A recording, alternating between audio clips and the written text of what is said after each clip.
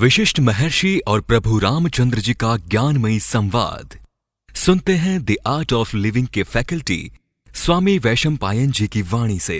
अगर आपने अभी तक इस चैनल को सब्सक्राइब नहीं किया है तो इसे जरूर सब्सक्राइब करें और सब्सक्राइब करने के बाद बेल आइकन को भी जरूर दबाएं। जय गुरुदेव।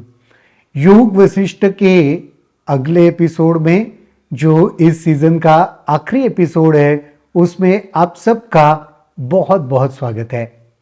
आपको याद होगा तो पिछले एपिसोड में हमने राजा शिखिध्वज की कहानी को पूर्ण किया था और उसके उपरांत महर्षि वशिष्ठ जी ने कहा जैसे राजा शिखिध्वज ने 10,000 वर्षों तक यानी जब तक जरूरी था तब तक राज्य किया और फिर निर्वाण प्राप्त किया, ऐसे तुम भी करो। और उसके बाद ये कहा था कि उसी प्रकार कच्छ जो बृहस्पति के पुत्र थे उनके भीतर क्या विचार उठा निर्वाण के लिए, वो कहानी शुरू हुई थी, उसी को आगे देखते हैं। बृहस्पति ने कहा, हे पुत्र, संसार रूपी इस कारागार से मुक्ति पूर्ण त्याग से ही संभव है। उसने पूछा था यह संसार रूपी मुझे कारागृह लगता है, इस कारागृह से मुक्ति कैसे होगी? बृहस्पति कहते पूर्ण त्याग से ही संभव है, उसके बगैर नहीं। वशिष्ठ ने कहा, पिता के वचन सुनते ही सब कुछ छोड़कर कच्छ वन की ओर चला गया। बृहस्पति इस घटनाक्रम से अप्रभावित ही रहे। जब वह बता दिया कच्छ को तो कच्छ ने सब कुछ छोड़ा, वन की ओर चला गया। अच्छा, अपना पुत्र वन की ओर चला गया, उससे भी बृहस्पति को कुछ फर्क नहीं पड़ा, वह अप्रभावित ही रहे। ज्ञानी व्यक्ति मिलन और विछोह में अप्रभावित रहता है, यह ज्ञानी का लक्षण है। कोई मिल जाए या कोई बिछड़ जाए उससे वह अप्रभावित रहते हैं। जब आप ज्ञान में नहीं रहते हो ना तो मिलने से बहुत ज्यादा अत्यधिक आनंद जैसे लगता है और बिछड़ने से बहुत दुख भी होता है, यह अज्ञानी का लक्षण है। 8 वर्ष तक तपस्या में रत रहने के बाद पिता पुत्र का पुनः मिलन हुआ। 8 वर्ष तपस्या में रहे कच्छ और उसके बाद फिर से दोबारा पिता और पुत्र का मिलन हुआ। पुत्र ने पिता से पूछा, पिताजी, सब कुछ त्याग करके मैं 8 वर्ष तक तपस्या करता रहा परंतु मुझ में परम शांति फिर भी प्राप्त नहीं हुई, ऐसे क्यों? 8 वर्ष तक मैंने सब कुछ त्याग किया, ध्यान में रहा, लेकिन फिर भी मुझे अभी तक नहीं लग रहा है कि परम शांति मुझे प्राप्त हो चुकी है। पिता बृहस्पति ने अपने पिछले वचन को दोहराया, सब कुछ त्याग दो। उनके पिता जो बृहस्पति थे उन्होंने फिर से वही बताया, सब कुछ त्याग दो। पिता के इस संकेत से कच्छ ने जो वल्कल शरीर ढकने के लिए ओढ़ रखा था उसे भी फेंक दिया। 3 वर्ष तक इस प्रकार तपस्या करता रहा। 3 वर्ष के बाद फिर अपने पिता से मिला और कहा, मैंने वस्त्र दंड आदि का भी त्याग कर दिया, फिर भी मुझे आत्मज्ञान प्राप्त नहीं हुआ है। जब पिता ने कहा सब कुछ त्याग कर दो तो उसने वही प्रतीत किया, मेरे पास क्या है? तो जो शरीर पे कपड़े पहने उसको भी त्याग दिया, दंड त्याग दिया, कमंडलू त्याग दिया। 3 वर्ष तक तपस्या करता रहा। 3 वर्ष तक गहरी तपस्या करने के बाद वापस लौट आया। पिता को कहा, आपने कहा मैंने सब कुछ त्याग कर दिया, देखो अभी कमंडलू नहीं है, दंड नहीं है, वस्त्र नहीं है, सब कुछ त्याग दिया, फिर भी आत्मज्ञान प्राप्त नहीं हुआ। इस पर पिता ने कहा, पूर्ण से अभिप्राय केवल मन से है क्योंकि मन ही सब कुछ है।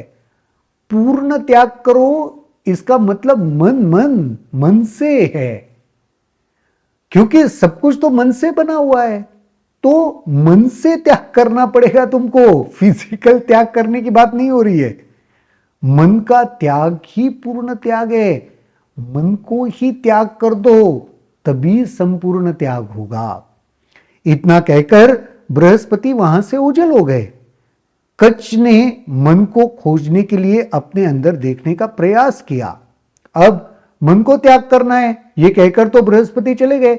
अब कच्छ ने सोचा ये मन कहाँ है, अपने भीतर मन को खोजने का प्रयास शुरू किया जिससे वह मन का परित्याग कर सके।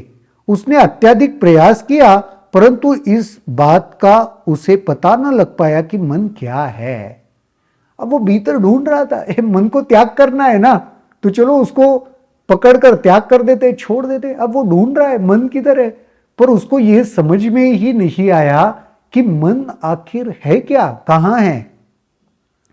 मन को न खोज पाने पर उसने सोचा शरीर की तरह मन कोई भौतिक पदार्थ नहीं। फिर उसे यह प्रतीत हो गया कि शरीर जैसे भौतिक है, स्थूल है, मन ऐसा कोई भौतिक पदार्थ तो नहीं है। फिर तो मैं व्यर्थ ही शरीर को कष्ट दे रहा हूं, फिर तो मैं व्यर्थ ही शरीर को कष्ट दे रहा हूं। अब मैं अपने पिता के पास मन रूपी इस भयावह शत्रु का पता ठिकाना जानने के लिए जाऊंगा, जान लेने पर इसे छोड़ दूंगा। तो मुझे समझ में आ गया ये कोई भौतिक वस्तु नहीं है, तो मैं शरीर को क्यों परेशान कर रहा हूं। एक काम करता हूं, मैं अपने पिता के पास जाता हूं और उनसे पता लगवाता हूं ये मन क्या है, जैसे प्राप्त हो जाएगा छोड़ दूंगा। यह निश्चय कर पिता के पास गया और उसने कहा कृपया बताए कि मन क्या है जिससे मैं इसका परित्याग कर सकूं। अब पिता को पूछ रहे, रिक्वेस्ट कर रहे, मन क्या है एक बार मुझे बताओ तो मैं इसका परित्याग करना चाहता हूं। बृहस्पति ने उत्तर दिया जो लोग मन को जानते हैं वे कहते हैं कि मन ही मैं है। बृहस्पति ने क्या उत्तर दिया, जो लोग मन को जानते हैं ना वो कहते मैं जो कहते हैं ना वही मन है। जो अहम भाव आप में उत्पन्न होता है वही मन है। जो अहम भाव मैं हूं ये जो उत्पन्न होता है ना वही मन है। कच्छ ने कहा यह कठिन भले ही असंभव ना हो। उत्तर में बृहस्पति ने कहा यह कठिन लग रहा है उनको, असंभव नहीं पर कठिन तो लग रहा है कच्छ को। तो बृहस्पति ने कहा यह तो हथेली के फूल को मसलने से भी सरल है और आग झपकने से भी सरल है। हाथों में कोई छोटे फूल को अगर मसल देना कितना आसान है ना, उतना आसान है ये समझना या छोड़ना। या आग झपकना तुरंत हम आग झपकते हैं, कितना आसान है, उतना सहज है ये। अज्ञान के फलस्वरूप होने वाला यह मन ज्ञान का प्रभात होते ही विनष्ट हो जाता है। अज्ञान से बना है और जैसे ज्ञान का उदय हो गया तुरंत खत्म, उसका कोई अस्तित्व नहीं रहेगा। सच्चाई यह है कि अहम भाव नाम की कोई चीज ही नहीं है। वास्तविक क्या है पता है, अहम भाव ऐसे कुछ है ही नहीं। यह अज्ञान और भ्रम के कारण दिखलाई पड़ता है। सिर्फ अज्ञान के कारण, भ्रम के कारण, माया के कारण इसका अस्तित्व दिखाई देता है। वास्तविकता में इसका अस्तित्व नहीं है, ये जान लो। यह अहम कहां है, यह कैसे पैदा हुआ, यह क्या, यह अहम कहां है, कैसे पैदा हुआ। हर समय तथा हर वस्तु में जो एकमात्र तत्व है वह तो विशुद्ध चेतना है। इसका कोई अस्तित्व नहीं, कहां पैदा हुआ, कैसे है, कहां है, नहीं।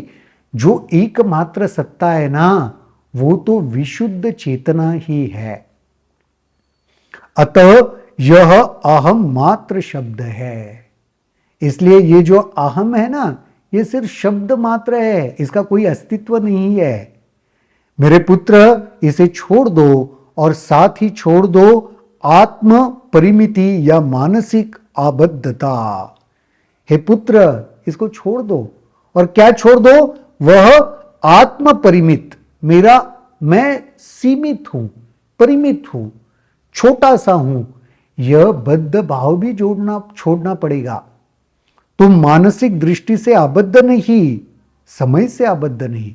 मानसिक दृष्टि से तुम बंधन में नहीं हो, समय के भी बंधन में नहीं हो। आकाश से भी आबद्ध नहीं हो, आकाश से भी आबद्ध, तुम किसी में सीमित नहीं हो, किसी के बंधन में नहीं हो। ये तुम्हें जानना पड़ेगा। ये जो मैं परिमित हूं, सीमित हूं, इस भाव को तुम्हें त्यागना पड़ेगा। बहुत ही सुंदर चर्चा यहां पे बृहस्पति और उनके पुत्र कच्छ के बीच चल रही है। आज के इस एपिसोड में तो यहीं पर रुकते हैं। ये हमारे इस 11वें सीजन का अंतिम एपिसोड था। अगले एपिसोड में देखते हैं, इस अगले एपिसोड में जो अगले सीजन का होगा उसमें देखते हैं इस कहानी में आगे क्या होता है।